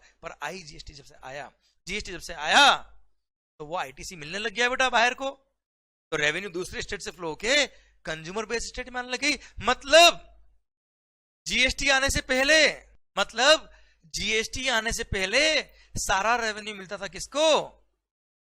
उस स्टेट को जो गुड्स को मैन्युफैक्चर करता था। यार जो गुड्स का, जहां से गुड्स का ओरिजिन होता था बेटा। किस्मत बदलते वक्त नहीं लगता, किस्मत बदलते वक्त नहीं लगता, और वक्त बदल गया और जीएसटी आ गया। और जैसे ही जीएसटी आया, कंज्यूमर बेस्ड स्टेट्स को मजा आ गया, रातों रात किस्मत बदल गई। और कंज्यूमर बेस्ड स्टेट्स को सर जीएसटी में रेवेन्यू का फायदा होने लग गया, और मैन्युफैक्चरिंग बेस्ड स्टेट्स को जीएसटी आते ही रेवेन्यू का लॉस होने लग गया, क्योंकि पहले वेट की रेवेन्यू उन्हीं के पास रह जाती थी, दूसरे स्टेट को नहीं जाती थी। अब जीएसटी आने के बाद आई जीएसटी का क्रेडिट भी आगे बाहर को मिलता है, तो उनका रेवेन्यू वहां से निकल के दूसरे स्टेट में जाएगा। लग गए? तो आप मुझे बताओ, जब तक कि सारी स्टेट गवर्नमेंट एग्री नहीं हो जाएगी जीएसटी के लिए, तब तक जीएसटी हिंदुस्तान में इंप्लीमेंट नहीं हो पाएगा। तो जो मैन्युफैक्चरिंग बेस्ड स्टेट थे, उन्होंने बोल दिया हमको तो जीएसटी नहीं, we do not accept GST, we want VAT only, why should I sacrifice for our revenue? जो मेरी रेवेन्यू रही है उसमें आप हमारी बैंड बजा रहे हो, नहीं, तो जीएसटी नहीं चाहिए। और आपको पता है, जब तक कि सारी स्टेट गवर्नमेंट नहीं मान जाए, तब तक हिंदुस्तान में मोदी जी चाहे तो कुछ ना कर पाएंगे, जीएसटी हिंदुस्तान में नहीं आ पाएगा। इसलिए अच्छा, मैन्युफैक्चरिंग स्टेट भी गलत नहीं करे थे, वो बोल रहे थे भैया हमने इतनी मेहनत करके हम हमारे वेट के रेवेन्यू को यहां तक लेके आए, उसके अकॉर्डिंग हमने हमारा इंफ्रास्ट्रक्चर डेवलप किया। सर पुलिस वालों को सैलरी कहां से जाती है? उस रेवेन्यू से जाती है साहब। अब हम क्या करेंगे? जीएसटी आ गया, अब हमारी रेवेन्यू कम हो जाएगी, लग गए हमारे तो क्लियर। इसलिए साहब एक और बीच का रास्ता निकाला और बोला चिंता ना करें, मोदी है तो मुमकिन है। But how? सर बोला चिंता मत करो। उन स्टेट गवर्नमेंट को यह वादा किया गया कि चिंता मत करो, आपका जो वेट का रेवेन्यू है उसको हम कंपेयर करेंगे जीएसटी इंट्रोड्यूस होने के बाद। जो आपकी जीएसटी की रेवेन्यू होगी, जो आपकी स्टेट गवर्नमेंट की एसजीएसटी रेवेन्यू होगी, उससे हम कंपेयर करेंगे। और अगर आपकी वेट की रेवेन्यू से आपकी जीएसटी की रेवेन्यू कम हो जाती है, तो जितना कम हुआ है उतना हम आपको कंपनसेट करेंगे, उतने पैसे हम आपको देंगे। पर कौन देगा? कौन देगा भाई? Central government? तो दूसरे स्टेट गवर्नमेंट्स? तो जनता। अब जनता कैसे देगी साहब टैक्स? एक और डंडा लगा जनता पे कि सर अगर जीएसटी आने से उन स्टेट गवर्नमेंट्स को लॉस होता है तो हम एक और टैक्स लगाएंगे, तो हम उनको कंपनसेट करेंगे। और कंपनसेट कहां से करेंगे? एक अलग से फंड कलेक्ट किया, अलग से टैक्स और लगा दिया। अरे आप पीते हो ना सिगरेट्स, टोबैको खाते हो, टोबैको, हाँ, पान मसाला, गुटखा, टोबैको। सर लंबी लंबी कार परचेज करते हैं लोग, सिगरेट पीते हैं, टोबैको बेस्ड गुड्स खाते हैं, उन सब पे एक एक्स्ट्रा टैक्स लगा दिया। उसका नाम लगा दिया क्या? GST, compensation to states act 2017। और सर जीएसटी कंपनसेशन सेस नाम से एक एक्स्ट्रा टैक्स लगा दिया कुछ नोटिफाइड गुड्स पर। क्लियर? जो है sir motor vehicles, clear sir, paan masala, gutkha, tobacco based goods and सुट्टा, सिगरेट्स, क्लियर, इन पे एक्स्ट्रा टैक्स है। तो सर जो भी देश के लोग तंबाकू खा रहे हैं बेटा, सिगरेट पी रहे, वो देश के कल्याण कर रहे हैं, वो उन स्टेट गवर्नमेंट की जिंदगी बचा रहे हैं जो जीएसटी में आने से डर रहे थे, और उनको कंपनसेट किया है। अरे अपनी जान दांव पे लगा के वो तंबाकू खा रहे हैं उन स्टेट गवर्नमेंट को कंपनसेट करने के लिए जिनको रेवेन्यू का लॉस हो रहा है जीएसटी में। इसलिए सैल्यूट है उन लोगों को जो टोबैको खा रहे हैं, बीड़ी पी रहे, सिगरेट पी रहे, पियो दबा के, कोई दिक्कत नहीं, माहौल। समझा मेरी बात? So one more act was framed. देखिए स्क्रीन पर, नाम क्या रखा? जीएसटी ब्रैकेट में कंपनसेशन टू स्टेट्स एक्ट 2017। और सर ये तो एक्ट का नाम है, टैक्स लगाया GST compensation cess, GST compensation cess, clear, CESS, GST compensation cess, clear. Sir ये अलग से एक और टैक्स लगा दिया, एडिशनल टैक्स है, क्लियर। सर टोबैको जो लोग खा रहे हैं, सिगरेट वगैरह जो पी रहे हैं, उन लोगों पे CGST और एसजीएसटी भी लग रहा है और साथ में जीएसटी कंपनसेशन सेस अलग से और लग रहा है। क्लियर, समझे? और जो सेस का रेवेन्यू होगा एक अलग फंड में जाएगा, जीएसटी कंपनसेशन सेस नाम के फंड से, और हर ईयर एंड पे चेक करेंगे कि हर स्टेट गवर्नमेंट का एसजीएसटी का रेवेन्यू कितना आया। और वेट लो जब हुआ करते थे तब उनका वेट का रेवेन्यू कितना था, उसे कंपेयर करेंगे। तो वेट रेवेन्यू को बेस लिया इन्होंने 2015-16 2015-16 का जो एनुअल वेट का रेवेन्यू था हर स्टेट गवर्नमेंट का, उसको एक बेस रेवेन्यू ले लिया। सपोज किसी स्टेट का 10,000 करोड़ का वेट का रेवेन्यू था, फॉर एग्जांपल महाराष्ट्र का। सर महाराष्ट्र का वेट का रेवेन्यू था मान लो 10,000 करोड़ का 2015-16 फाइनेंशियल ईयर में, उसको बेस ये ले लिया बेटा। अब 17-18 में जो एसजीएसटी का रेवेन्यू रहा होगा या 18-19 में जो एसजीएसटी का रेवेन्यू रहा होगा उसको कंपेयर करेंगे वेट के रेवेन्यू से। अगर कम होगा, अच्छा ज्यादा है तो कुछ नहीं करेंगे, रहने दो। कम है तो सर ऐसे केस में उतना डिफरेंस अमाउंट इस सेस के फंड से ट्रांसफर कर देंगे उस रेस्पेक्टिव अकाउंट पर। अगेन स्टेट गवर्नमेंट ने बोला भैया इन्फ्लेशन नहीं है क्या, तुम्हारी सैलरी नहीं बढ़ती है क्या? अब तुम्हारी सैलरी बढ़ रही है, हमारी सैलरी नहीं बढ़नी चाहिए क्या? इसलिए 2015-16 का जो वेट का रेवेन्यू आपने लिया है, हर साल हमारा रेवेन्यू बढ़ता है, थोड़ा बहुत बढ़ाइए ना हमारा। तो गवर्नमेंट ने बोला ठीक है 14% 14% का एक इंक्रीमेंटल फैक्टर रखा गया। जैसे 2015-16 में 10,000 करोड़ की रेवेन्यू थी, तो 2016-17 में माना जाएगा कि साहब ये 14% और बढ़ गई है। फिर मतलब 14% मतलब 1400 करोड़ और बढ़ गई, मतलब 16-17 में रेवेन्यू होनी चाहिए 11,400 करोड़। अब 17-18 में 11,400 इंटू 114%, मतलब उसको 14% और बढ़ाएंगे बेटा।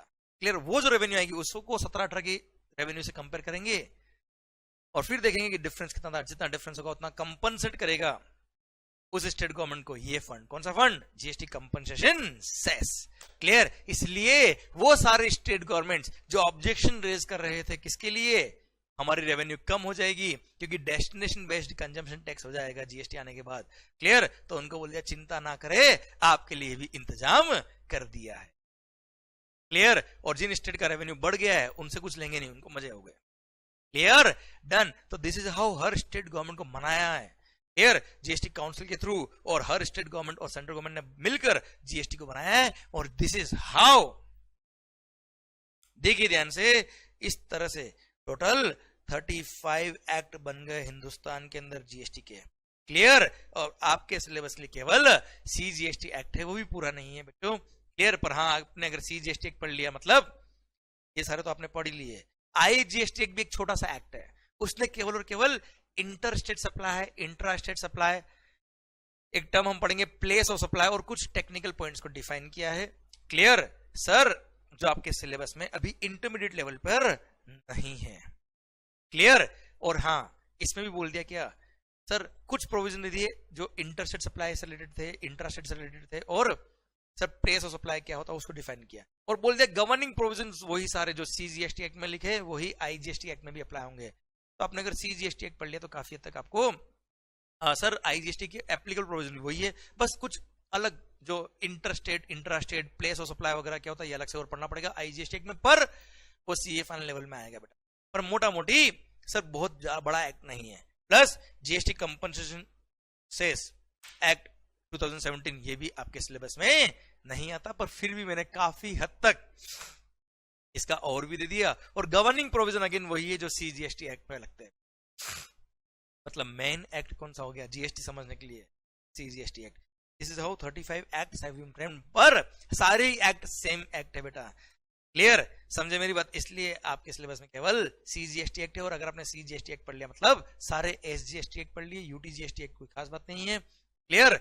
आईजीएसटी एक्ट और जीएसटी कंपनसेशन भी छोटे छोटे एक्ट है, कोई खास बात नहीं है। इसलिए इंटरमीडिएट लेवल पर एक बेसिक चीजों को समझाने के लिए केवल सीजीएसटी एक्ट आपके सिलेबस में रखा है। पर मैंने आपको ये ओवरव्यू इसलिए दिया कि आपको आइडिया लग जाए कि अच्छा okay this is what the GST is and this is how GST was implemented, और आपके सिलेबस में केवल सीजीएसटी एक्ट के सेलेक्टेड प्रोविजंस ही रखे बच्चों।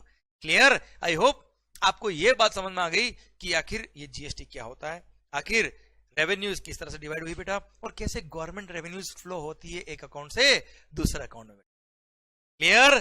समझे मेरी बात? तो माहौल हुआ होगा, शायद आपको समझ में आया होगा कि कैसे जीएसटी हिंदुस्तान में आया। देखो, मैंने फर्स्ट सेशन में आपको समझाया कि गवर्नमेंट क्या होता है, टैक्सेस क्या होते हैं, लॉ कौन बनाता है, हम लोग बनाते हैं साहब। कैसे लॉज बनते हैं और कैसे गवर्नमेंट रन होती है, क्लियर? ये सब मैंने बेसिक चीजें आपको समझाई। सेकंड सेशन में मैंने आपको समझाया कि प्री जीएसटी, जीएसटी से पहले एक्साइज, वेट, सर्विस टैक्स, ये सब कैसे गवर्न होते थे और कैसे इनपुट टैक्स क्रेडिट चेन बनती, क्लियर? अब हम आ गए कहां पर, और हमने ये समझा था लास्ट सेशन में कि आखिर जीएसटी क्यों आया, क्या तकलीफ थी पुराने एक्ट में, वो हमने समझने की कोशिश करी। अब हम आ गए कहां, आईजीएसटी एक्ट में, और हमने ये समझ लिया कि आखिर सर जीएसटी कैसे आया, how it got implemented. Sir first session में गवर्नमेंट क्या होता है, बेसिक चीजें पढ़ी। सेकंड में पुराने लॉज क्या थे और वो कैसे गवर्न होते थे और उसमें क्या तकलीफ है, तो जीएसटी क्यों आया हमने समझा। अब थर्ड में हम पढ़ लिया हमने क्या कि आखिर जीएसटी कैसे आया। फर्स्ट पढ़ा क्यों आया, फिर पढ़ लिया कैसे आया। अब अगले सेशन से हम पढ़ेंगे क्या कि आखिर क्या आया क्यों आया पढ़ लिया, कैसे आया पढ़ लिया, और क्या आया अब वो पढ़ेंगे हम, क्लियर? पर शायद आपको मेरी बातें समझ में आई होगी, शायद, क्लियर? पक्का माहौल। अब सर आप कहेंगे सर हमको बुक में से कहां से क्या क्या पढ़ना है, तो सर अभी हम जो बात कर रहे हैं वो सब इंट्रोडक्शन पार्ट में दे रखा है, जीएसटी का इंट्रोडक्शन अभी हम पढ़ रहे हैं। मैंने आपको समझाने की कोशिश करी कि कैसे जीएसटी को आपको इंप्लीमेंट करना है, क्लियर? तो सर अभी के लिए मैं आपसे ये कहूंगा, बुक में से हम चैप्टर 1 में से काफी सारी बातें कवर कर चुके हैं, पर हाँ वो थियोरेटिकल पार्ट दे रखा है। मैं आपको उसके हर एक पॉइंट को बाद में और डिटेल में एक्सप्लेन करूंगा, बाद में और समझाऊंगा, पर फिलहाल के लिए आप लोग क्या करिएगा, चैप्टर 1 में से जो मैं बता रहा हूं केवल उतना ही पढ़िएगा। क्या पढ़ना है आपको, आइए आप पेज नंबर 6 पे आइए बेटा। चैप्टर 1 मेन बुक जो आपको मिला होगा बेटा, जीएसटी पाठ, ये पाठ चल रहा है, मंत्र चल रहे हैं जीएसटी के, क्लियर? हम जीएसटी पाठ कर रहे हैं यहाँ बैठ के, आप और मैं पूरे दिल से और शिद्दत से, तो सर क्यों काम हासिल नहीं हो, क्लियर? जिंदगी बहुत छोटी है पर जीना इसे सीखिए, क्योंकि जिंदगी लंबी हो या छोटी हो, जिंदगी बहुत बड़ी होनी चाहिए, क्लियर? सर समझिएगा बात को। आइए माहौल होना चाहिए, पढ़ाई भी एंजॉय करिए। आइए sir page number 6 topic number 1.6 देखिए, टॉपिक नंबर 1.6 देखिए, taxes to be subsumed in GST. मिला बच्चों, taxes to be subsumed in GST. देखो कौन कौन से टैक्सेस मर्ज हुए ये भी हम बात कर लेते बेटा। Sir central levies to be subsumed, कौन कौन से सेंट्रल टैक्सेस इसमें सबस्यूम हो रहे हैं। फर्स्ट, ये सेंट्रल गवर्नमेंट के टैक्सेस कौन कौन से मर्ज हुए। First, central excise duties and additional excise duties जो भी लगती थी कुछ। Service tax, excise duty under medicinal and toilet preparation act. अब ये कौन सी गुड्स पे लगता था, कितना लगता था, वो नहीं पढ़ना है, पुराने एक्ट कौन से मर्ज हुए केवल वो नाम ध्यान रखना। देन सीवीडी मतलब काउंटर विलिंग ड्यूटी जो कस्टम्स में लगती थी, एंड स्पेशल सीवीडी मतलब special countervailing duty, clear? Okay sir ये कस्टम्स की एडिशनल ड्यूटीज है बेटा, okay. Then central sales tax. अच्छा एक बात और, कस्टम ड्यूटी मर्ज नहीं हुआ बेटा, इंपोर्ट ऑफ गुड्स पे कस्टम्स लगता है, अभी भी लगता है, पहले भी लगता था, पर कस्टम के साथ में कुछ एडिशनल काउंटर विलिंग ड्यूटी लगती थी जो इक्विवेलेंट थी एक्साइज के और वेट के, जिसको बोलते थे काउंटर विलिंग ड्यूटी और special countervailing duty. CVD was equivalent to excise और special CVD was equivalent to VAT, इसलिए सिंस वो दोनों मर्ज हो गए जीएसटी में, इसलिए सीवीडी और स्पेशल सीवीडी मर्ज किया, पर सर कस्टम मर्ज नहीं हुआ, ये additional duties of custom merge हुई इसके अंदर, okay. Then central sales tax CST जो मैंने बात करी, इंटरस्टेट सेल पे लगता था। Then surcharges and cesses in so far is they relate to supply of goods and services, okay.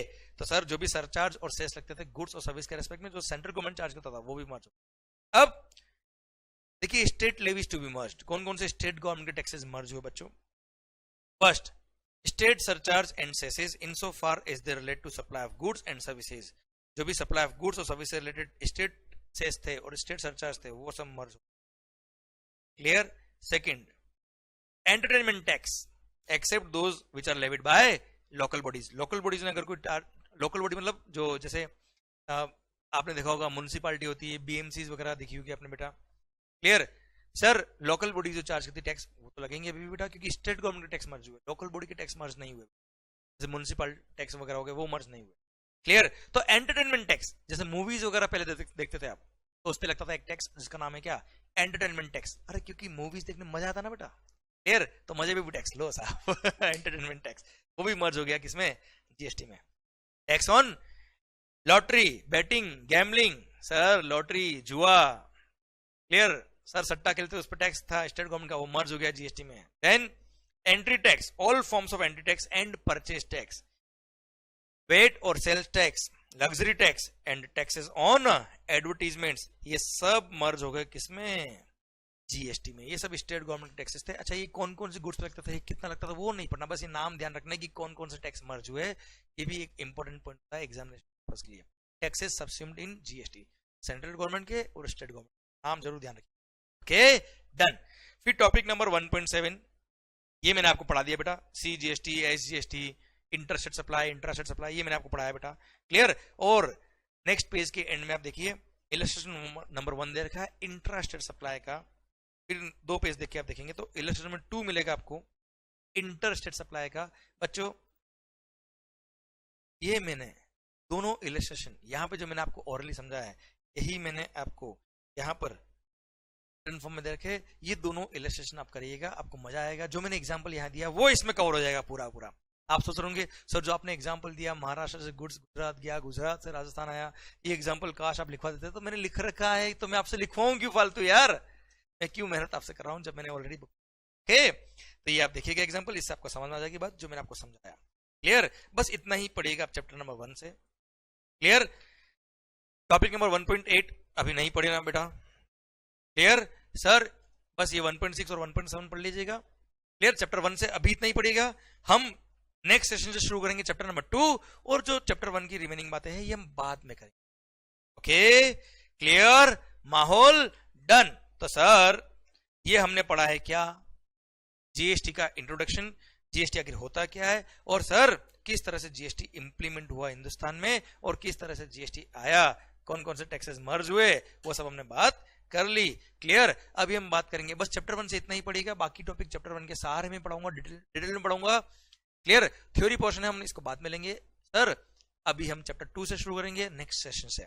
Okay बच्चों, माहौल थैंक यू सो मच। पर हाँ एक ही रिक्वेस्ट सर, आपका टारगेट केवल लेक्चर खत्म करना नहीं होना चाहिए, जो भी मैंने आपको यहां पढ़ाया है वो सेम डे आपको आपकी बुक से कवर करना है। जो भी मैं मार्किंग कराऊंगा आपको उतना आपको पढ़ना ही है बच्चों, क्लियर। जो हम यहां कवर कर रहे हैं वो आपके एंड पे खत्म होना इज मोर इंपॉर्टेंट देन यहां खत्म होना। और हाँ ये मेरा प्रॉमिस है आपसे कि जो फर्स्ट डे आपने पढ़ा है वो लास्ट डे तक आपको याद रहेगा, और कैसे याद रहेगा वो मेरा काम है। आपका काम केवल ये है जो मैंने आपको आज पढ़ा है वो आपको आज ही पढ़ना है, बाकी माहौल हम कर देंगे, माहौल बना रहेगा, आप और हम मिल के माहौल बनाएंगे, क्लियर सरकार। सो टोटल 35 एक्ट्स आए सर, आप चाहे तो इस स्लाइड का क्लिक कर दे, have a click of this slide, इसका फोटो खींच लीजिए बेटा। ओके डन, माहौल गुड नाइट, टेक केयर। पर हाँ अच्छे से पढ़िएगा, थैंक यू सो मच।